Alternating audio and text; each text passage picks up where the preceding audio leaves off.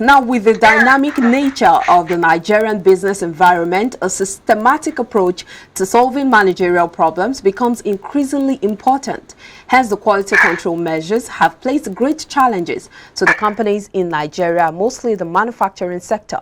Therefore, identifying who makes quality control decisions, how it is done, among other aims, will be the major focus today. We will be exploring this, and joining me is Vivian Ani. She has a first degree in public administration, MBA degree in banking and finance from Esud Business School, and an MSc degree in management from the University of Leicester in the UK. In addition to various certifications, she is an alumnus of the Lagos Business School, and of course she is managing partner HighNet Resources Limited. She joins us now via the phone. Thank you for joining us this morning on Business Breakfast. Yeah, thank you. Thanks for having me.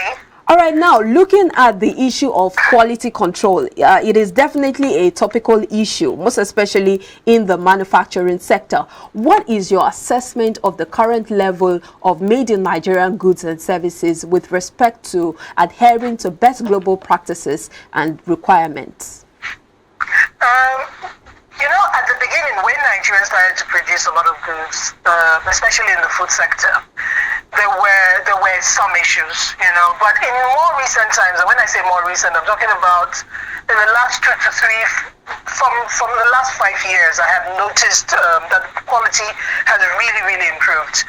It's gotten to the point that, especially for food, I'm talking about food specifically now, it's gotten to the point that if I walk into the average supermarket and you know, and I see something that's important, and I see the Nigerian version, I would prefer to buy the Nigerian version. I'm saying this honestly. I'm not trying to be.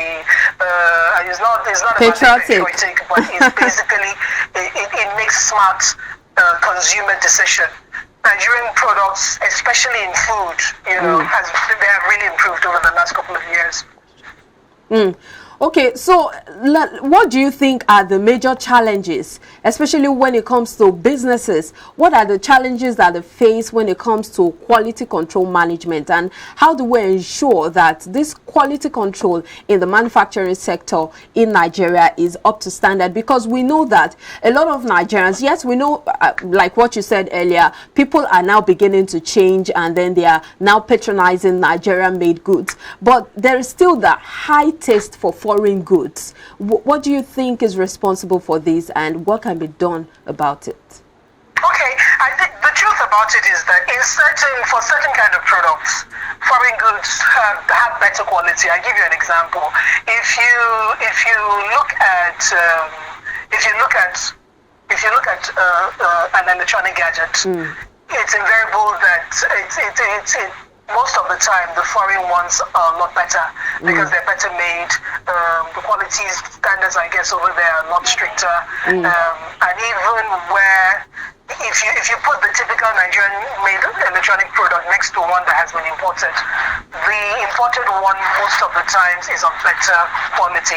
Probably because Nigerians and engineering, we have not emphasized industrial engineering, as one of the things that we celebrate in Nigeria. So what you find out is that the best brains, you know, the best brains who have come out of Nigeria in industrial designing are either not practicing what they have learned from school, so they've moved on to other professions which they believe are more lucrative because the labor market will not reward them, you know. So when you say, sorry to button, when you say industrial, can you hear me, Vivian? Can you hear me? Sorry. Yes, I can hear you. So when you say industrial engineering, what exactly do you mean? Is it something that has to do with every business? Do they all need that aspect of business? No, definitely not. But if you're going to, not every business needs it, and in a way, businesses need it in different extents. I'll give you an example.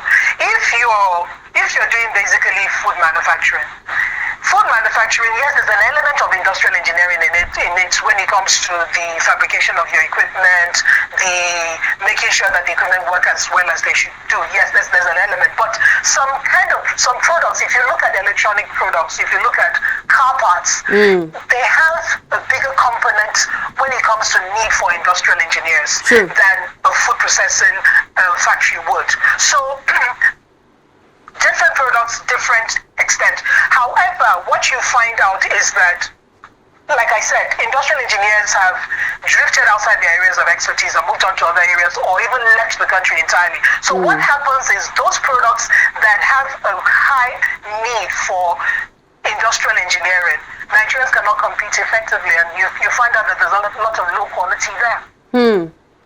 So let's look at the major challenges. You've talked about the fact that when it comes to some products, you would rather go for the foreign ones than the locally made ones. What do you think are the major challenges, and how do we deal with these challenges? Okay, like I said before, Nigerians do not reward science as a profession. And when I talk about reward, in terms of career opportunities and career growth, and of course career growth comes with influence and money, monetary compensation.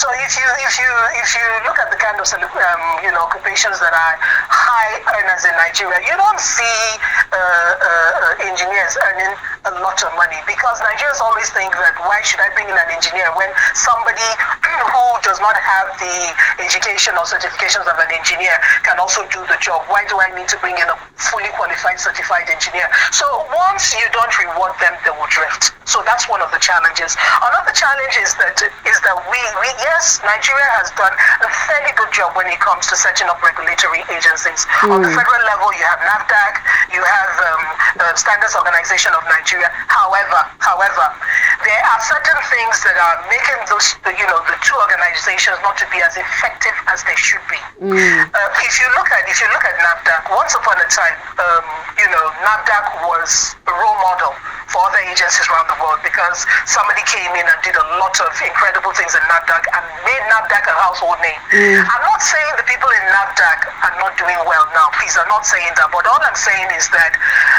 they're not as effective. Sorry? You're saying they're not as effective as they used to be? No, I'm not saying that. Okay. I made it clear that I'm not saying that. I'm sure they all know what they do, and they're very good at what they do. However, the kind of public awareness building that NAFDAC did in the past, I'm not seeing the same level.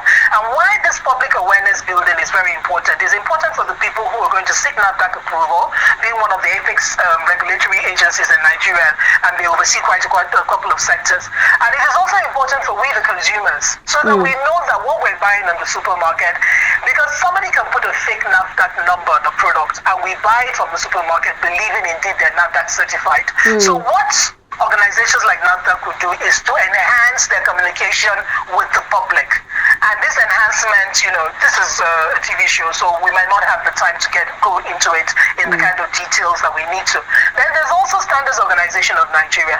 We hear about some is present in the ports to make sure that low quality products do not enter the shores of Nigeria, and also to ensure that the ones that are locally produced meet quality specifications. However, it goes back to communication with the consumer. Even if I see NIS certification mark on the equipment, NIS, that's Nigerian Industrial Standards Certification, which is something NAFDAC allows you to put on a product that they have certified. It does not mean the product really has been certified. It could be a fake product with just the NIS seal on top of it. Isn't that a disaster? Isn't that disastrous? It is disastrous, and you can see what has happened in recent times. We are paying the price for this lack of communication between regulatory agencies. And why do I say lack of communication?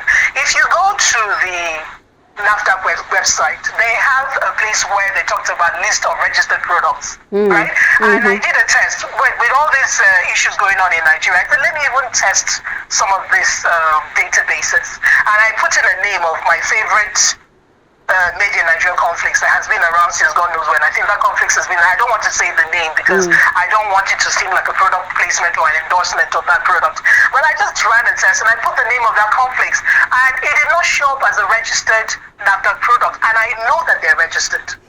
So it's either the databases are not being updated regularly as they should be, or I don't know what else to think.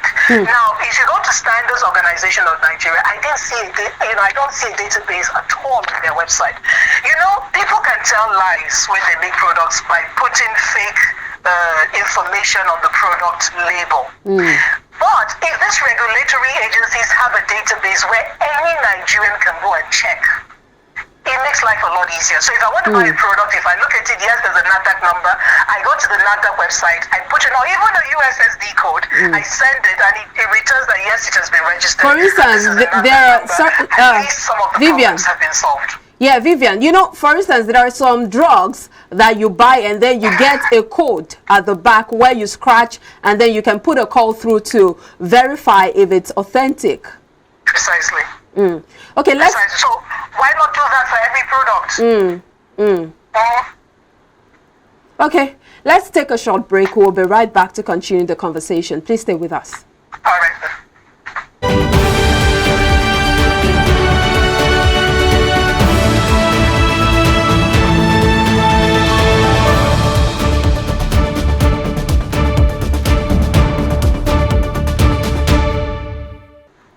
Welcome back. We're still discussing quality control management with Vivian Ani, who is a managing partner at HighNet Resources Limited.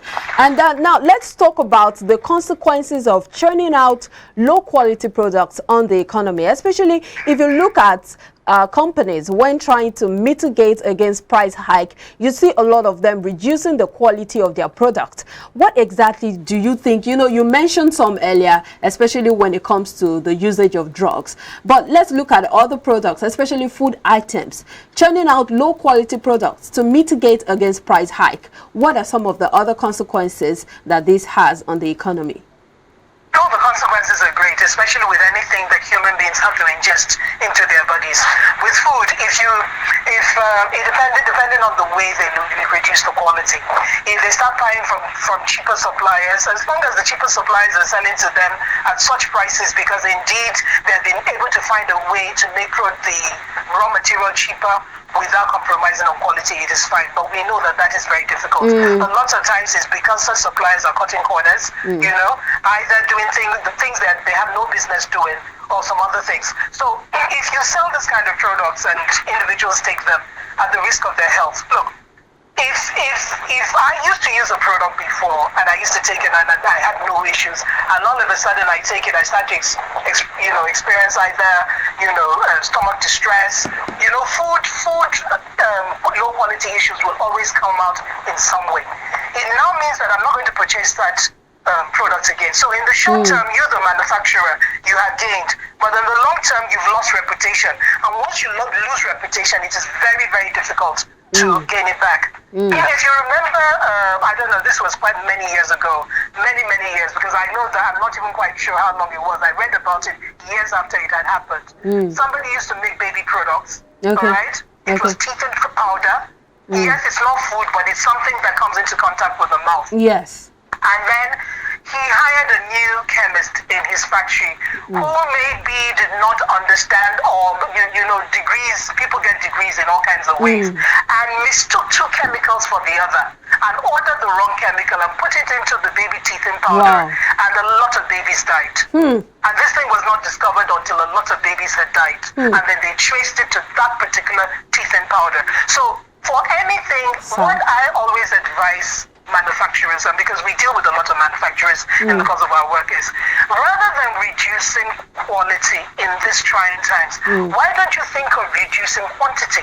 But isn't that a problem too? If your Vivian, product used to be 25 grams before, you can inform the regulatory agencies that, look, we're taking it down from 25 to 20 grams. Okay, I like the fact, hold on, Vivian. I like the fact that you said that the companies should inform the consumers that, okay, we're reducing the quantity. But what you find these days is that the quantity just reduces without any prior information, and then consumers are in shock, are wondering what's going on. What they're buying at a particular price, the price remains, but the quantity has reduced. Isn't that also a problem? Well, you see, as long as the manufacturer is transparent about it. What I do, maybe because, we do this in the line of work I do, when I pick up anything I want to buy to eat, I look at the weight. You know, at times 25 grams, 100 grams, 50 grams. And over time, you know, I know when the weight changes, but most people don't notice. However, it is unethical for manufacturers to change the weight of their product. In fact, not just unethical, illegal in a lot of cases, without informing the consumer that the price has changed. However, how they inform the consumer might vary. If they put it on the package and you choose not to read what is on the label of the product, well, that's your own fault, because the manufacturer has communicated as far as the law is concerned.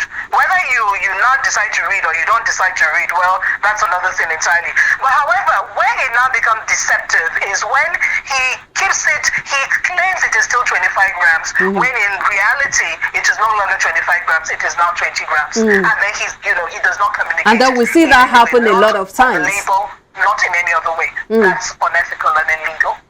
But are there, okay, so we have a lot of regulatory bodies, the quality control agencies in Nigeria. We have SON, you mentioned SON earlier. We have NAFDAC, there's the CPC, NIS, FCCPC. But how much impact do these organizations have, especially in the enforcement of consequences on defaulting organizations? Because yes, you get a product, it's not up to the quality you want. What are the measures put in place to ensure that consumers get what they ask for and they are able to report defaulting organizations? Oh, there's a reporting system. For NAFDAC, they have a reporting system. Standard organization, for sure, I know they have a reporting system. But the problem with the average Nigerian consumer is that we don't make a fuss. We really do not make a fuss. We buy a product and there's something wrong with the product, rather than to help the company, because at times the company is not even aware of what's happening. At times the product you bought is counterfeit and you're not aware that it's counterfeit. Rather than to help the company and other stakeholders and other, you know, all the stakeholders, the regulatory bodies and consumers and co, by reporting that there was a problem. A lot of Nigerian consumers just grumble. Either they grumble and stop buying the product, you know, but really they don't take it to the next step. But do you blame, Vivian, let me come in there. Do you blame these consumers? Because at times when you report, you discover that it's a long process. I've been in this situation before where you report and then you discover that it's a long process. You go take the product back to the mall because, of course, you're not getting it from the manufacturers directly. You take it back to the mall. The mall tells you, well, we're not the ones manufacturing it. And so you see that it's a heinous process and then you just want to take the easy way by not just patronizing them anymore. Isn't that the case? I agree with you, and I agree with you entirely. And one of the things I'm going to say right now is that the regulatory agencies themselves should simplify the reporting process. Meaning that even if I buy an item from a supermarket, it doesn't just end with me going to the supermarket who say they're not going to take it back. There has to be a database where I can log in a complaint. And because if you log in, like, based on the experience you had, if you log in a complaint, I log in a complaint, and hundreds and thousands of people start logging in a complaint, the agency knows that this is not a one-off thing that's happening. And that way they can alert the manufacturer and say, look, we're getting so many complaints. People are calling. In fact, they should have a standard where if they have more than 50 complaints, if they have one complaint, this is what they're going to do. If they have less than 50, this is what they will do. If they have 100, if they have 200, and so that there's an automatic trigger. A simple SMS database or an email database, you know, those things that are easily accessible to the public, so that I don't have to leave my house. If I get a defective product, I don't have to leave my house to make a formal report. You make this sound so easy, Vivian. I like the fact that you make this sound so easy and practicable. But who is responsible for ensuring that these things are done? The database, the reporting system, all of this. Who is responsible for making the process easy? Should I tell you the truth? Where there's a will, there's a way. The problem is that there's no will. See, I give you a real life example. I had a problem once. I was outside Nigeria. I was in the UK, I think, and I bought a product. And I think something happened, and my whole skin reacted. And as soon as I got back to the store where I bought it, in fact, they just looked at my face. I didn't even need to make a report. They just looked at my face, saw the product I was holding, and I tell you, everybody ran out to come and look at my face, and they immediately grabbed the product, issued me a refund, gave me a complaint form. Now, that happens in other countries because there's a will. True. It's not impossible for it to happen in Nigeria. The problem in Nigeria is that there's no will. When I talk about will on the part of the manufacturers agencies to do the right thing. Vivian, will on the part of the manufacturers or will on the part of the consumers? All of us, will on the part of we the consumers, because we can exert influence on the regulatory agencies, will on the part of the regulatory agencies who can exert influence on the manufacturers. So it's an ecosystem. So how much of public enlightenment is in place, especially, and how much is effective, especially when it comes to reporting these cases? How many people know what to do? Look, it is unfortunate. Many people do not know what to do. And I tell you one thing, all the regulatory agency organs, they all travel outside the shores of this country. One reason why you go to all the embassies that are not Nigerian and you see a long queue of Nigerians is because Nigerians want the standards they see in those countries, they want to get it for themselves. So it is sad when you see that these regulatory agencies know the standards in these countries and they enjoy the standards in this country. The kids are overseas enjoying the standards and they don't want to create a system for the same. It is not difficult. So coming out with an Enlightenment campaign is not difficult. Even if it's as an SMS campaign, even if it is sponsoring jingles, whatever it is. It's not, but like I said to you, that where there's no will, everything now seems difficult. That's what we're having in Nigeria, because there's no will. Now, let's look at the laws. I'm sure there are laws backing up quality control management. What are some of these laws and why are they not being enforced? Because I know that one problem we have in Nigeria is we have several laws, but enforcement is usually the issue. You'll be surprised to hear that that's the Standards Organization of Nigeria, which is responsible for standards of all the goods that are sold, made locally and imported into Nigeria. First, the Enabling Act first came into existence in 1971, and then it was later amended in 2015 to what we now see as Standards Organization of Nigeria. So there is no lack of laws, or there is lack of laws. That's what I'm trying to say. The laws are there. The problem is what happens between the law and the consumer. Don't forget that it is human beings that enforce laws. It's not ghosts, it's not angels from heaven. True. So if human beings refuse to enforce laws, or human beings are hindered, let me use that word, hindered from enforcing laws, then there's a problem. All right, thank you so much, Annie Vivian, for joining us on today's episode of Business Breakfast. It's really been an enlightening session with you. Thank you for having me.